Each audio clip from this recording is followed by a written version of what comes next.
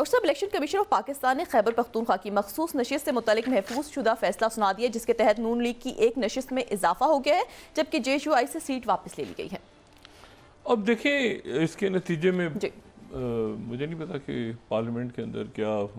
बहुत बड़ा फ़र्क पड़ेगा एक सीट उधर जाने से, एक सीट उधर जाने से। ये एक सिलसिला चल रहा है। लेकिन जो दूसरी बात आपने की ना कि जो इंडोनेशिया के वज़ीर दिफा से आज मुलाकात हुई, ये पिछले कुछ महीनों में या सालों में आप अगर देखें तो हमारी जो फॉरेन पॉलिसी है पाकिस्तान की, जो बज़ाहिर देखने में नज़र आ रहा है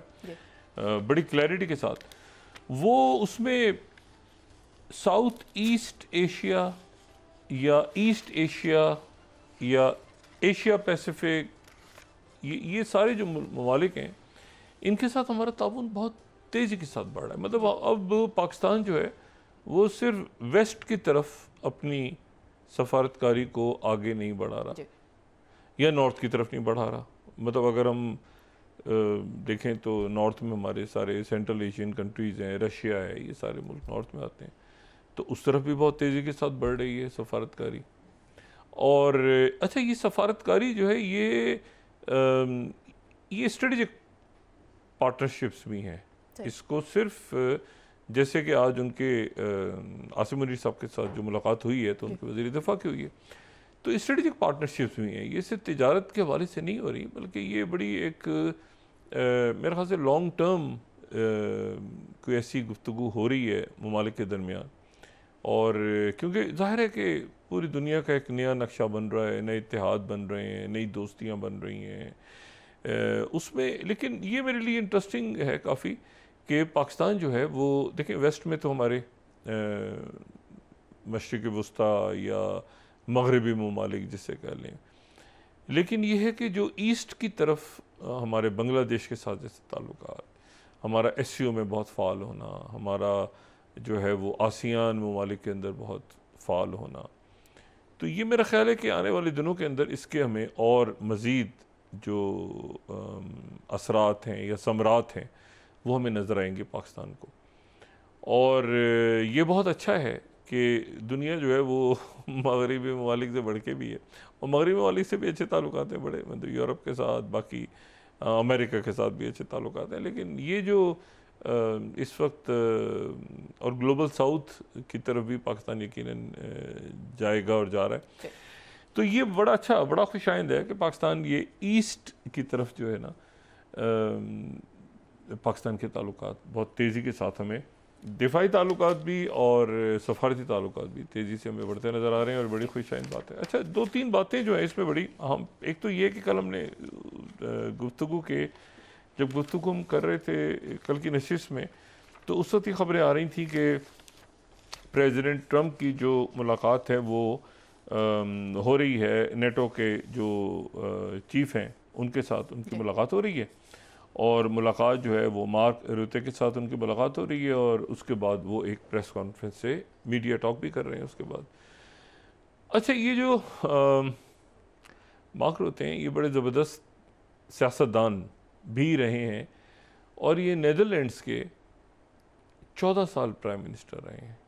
इस ओहदे भी पिछले साल ही आए हैं अक्टूबर में, उससे पहले ये 14 साल नीदरलैंड के जो हैं वो ये प्राइम मिनिस्टर रहे हैं 2010 से 2024 तक, और बड़े पॉपुलर, मतलब इनकी आप मतलब है कि ये इस लिहाज से बड़े पॉपुलर थे कि साइकिल पे जा रहे हैं, और वहाँ पे वैसे भी नीदरलैंड में एम्स्टर्डम में आप जाएं या रॉटरडैम में तो आपको लोग साइकिलों पे ही नज़र आते हैं। बहुत कम ऐसे लोग हैं, या तो लोग वहाँ पे वो पानी में, क्योंकि कैनाल्स बनी हुई हैं तो वहाँ पे कश्तियों में तैर रहे होते हैं, या ये है कि वहाँ पे साइकिलों के ऊपर बहुत ज़्यादा लोग जो हैं तो ट्रैवल करते हैं। तो उनके प्राइम मिनिस्टर जो हैं वो अमूमन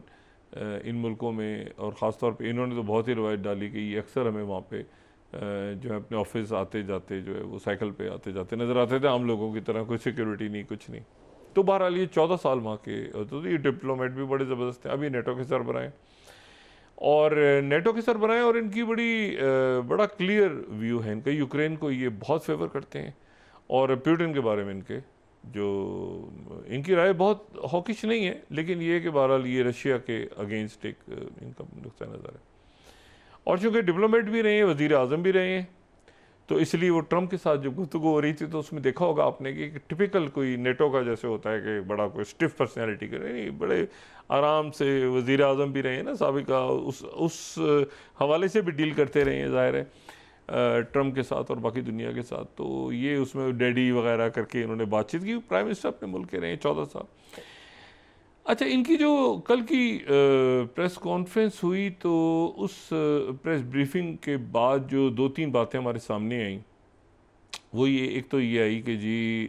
इनकी प्रेसिडेंट ट्रम्प ने कहा कि जी हम जो हैं वो वही बात कि हम यूक्रेन को असला देंगे,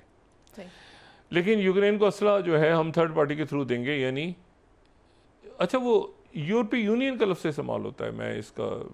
इसको समझने से कासर हूँ, हालांकि EU अलग है और नेटो अलग है, लेकिन बहरहाल वो चूँकि EU का लफ्ज़ इस्तेमाल करते हैं और यूरोपियन पार्टनर्स, तो वो लगता है बिल्कुल भूल गए हैं कि शायद नेटो के अंदर कनाडा भी है। वो कनाडा का वो तो यूरोपियन पार्टनर्स ही कहते हैं, तो यूरोपियन पार्टनर्स ही चलें, कनाडा को साइड पे कर लें फ़िलहाल। तो वो प्रेसिडेंट ट्रम्प ने गालिबन जो है, गालिबन नहीं यकीनन उन्होंने बात की कि जो है वो यूरोपियन पार्टनर्स के थ्रू जो है वो यूक्रेन तक असला जाएगा, और यानी यूक्रेन को हम बराह रास्त नहीं देंगे, यूरोपियन पार्टनर्स असला ख़रीदेंगे और आगे वो यूक्रेन को दे देंगे। अच्छा, और उन्होंने ये भी कहा कि हम बहुत सख्त जो है वो टैरिफ्स आयद करेंगे, और वो टैरिफ्स जो हैं वो आयद करेंगे अगर 50 दिन के अंदर अंदर 100% टैरिफ्स आयद कर देंगे अगर 50 दिन के अंदर अंदर जो है वो रशिया ने जंग ख़त्म ना की।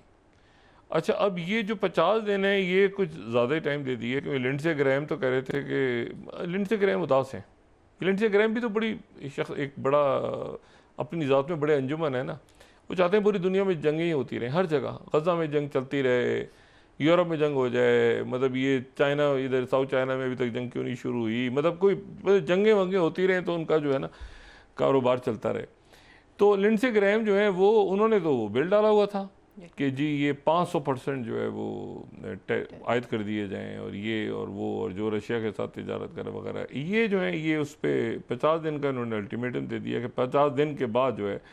ये जंग ख़त्म की जाए, वरना ये बड़ी सख्त पाबंदियाँ आयद होंगी। और वो जो है वो उस पर शायद अब थोड़ा सा हो सकता है लिंडसे ग्रैहम मुतमईन हो गए हों कि भाई 50 दिन का टाइम दे दिया गया, लेकिन साथ ही इन्होंने ये भी कह दिया कि हम जो हैं वो वहाँ पर उनको पैट्रियट मिसाइल्स जो हैं वो देंगे, पैट्रियट डिफेंस मिसाइल देंगे और इंटरसेप्टर्स देंगे यूक्रेन को। अच्छा, कित के लोग वहाँ पहुँच गए हैं, लेकिन इसमें मसला ये है कि ये जो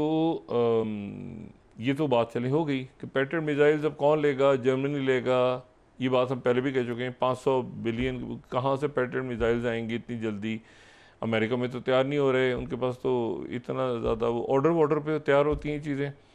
तो फिर जो तैयार हैं ऑलरेडी वो मुल्क क्या ख़ुद दे देंगे, और फिर और कौन सा असला दिया जाएगा, क्या दिया जाएगा, ये वो सारा। अच्छा, प्रेसिडेंट ट्रम्प जब बात करे थे मीडिया से तो उन्होंने कहा कि मैं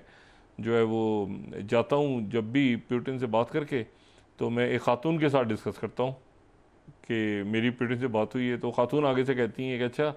कौन सा और शहर तबाह कर दिए पुतिन ने। वो खातून जो है वो मेलिना ट्रम्प है, इनकी जो वाइफ है वो ज़ाहिर स्लोवेकिया से हैं, तो वो जो है वो बहुत ज़्यादा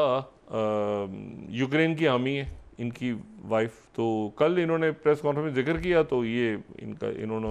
उन्होंने हीरो का दर्जा हासिल कर लिया यूक्रेन के अंदर और यूरोप के अंदर कि अच्छा ये मेलिना ट्रम्प जो है ये बहुत ज़्यादा, मतलब इससे पहले तासुर ये था कि शायद वो पुतिन की हामी है, लेकिन पता चला कि वो तो यूक्रेन की हामी है, ये प्रेसिडेंट ट्रम्प ने बताया।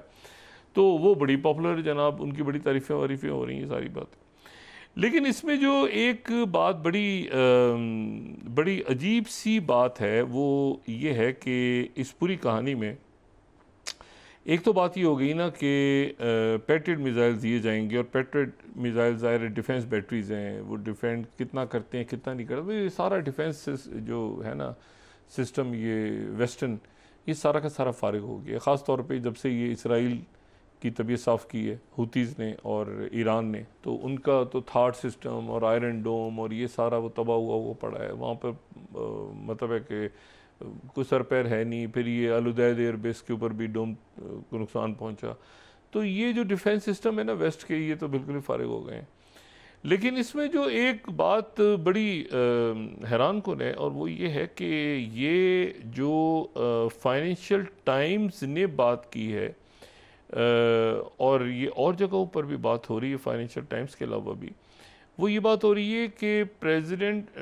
ट्रंप ने जो है वो ये कहा कि अच्छा, उन्होंने एक तो कहा कि मैं पुतिन के साथ डिसअपॉइंटमेंट मुझे है, मायूसी है कि वो जंग नहीं ख़त्म कर रहा और ये सारा,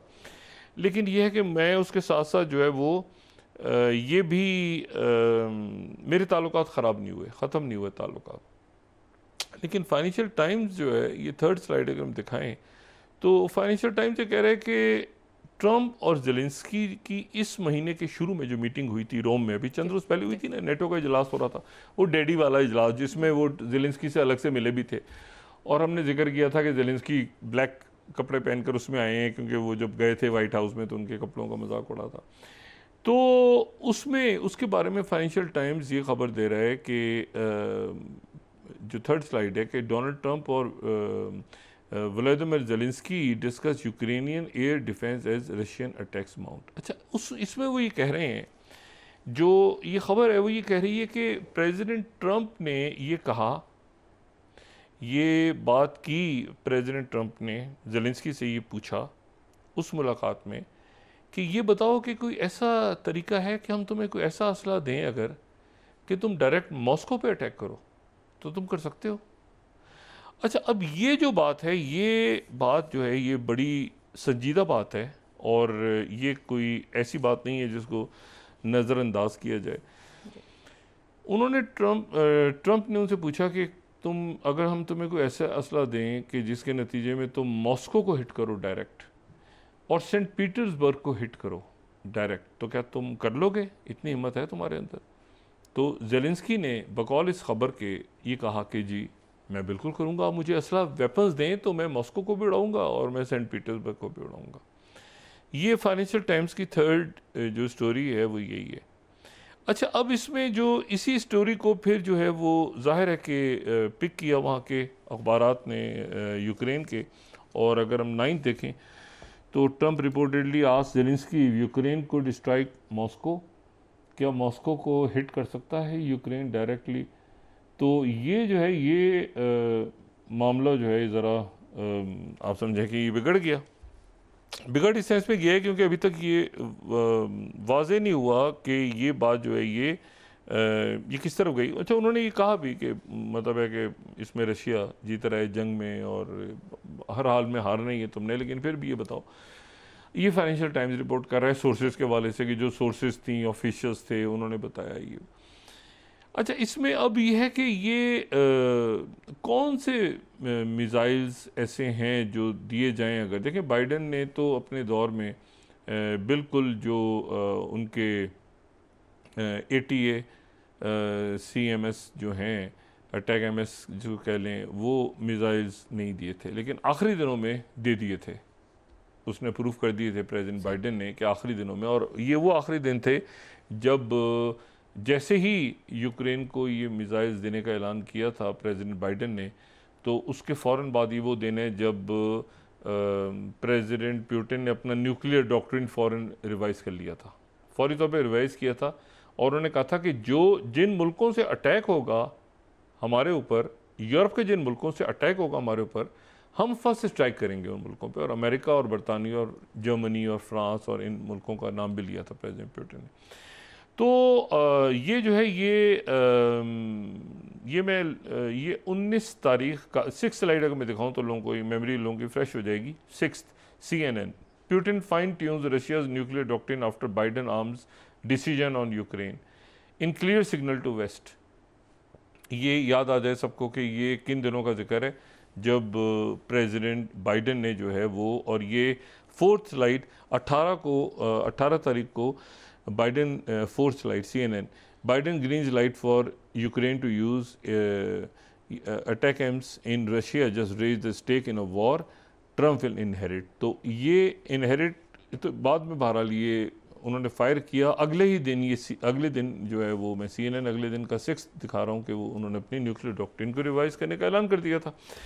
अब सवाल ये है कि ये क्या प्रेसिडेंट ट्रंप जो है इन्होंने दोबारा ये बात की है कि मैं ACTMs दूं आपको तो आप ACTMs जो हैं, लेकिन ACTMs जो हैं उनका भी जो दायरा है वो दायरा तो मॉस्को तक नहीं जा रहा। अगर हम इसमें देखें, ये थर्ड स्लाइड को हम देखें तो ACTMs का जो दायरा है वो तो मॉस्को, सेंट पीटर्सबर्ग और उनके जो एसेट्स हैं वो तो दूर हैं, ठीक है, वो तो इसकी रेंज में गालिबन नहीं आ रही। ये पहले भी हम डिस्कस कर चुके हैं कि ये तो सिर्फ तौरस मिसाइल जो है ना वो वहाँ तक पहुँचते हैं,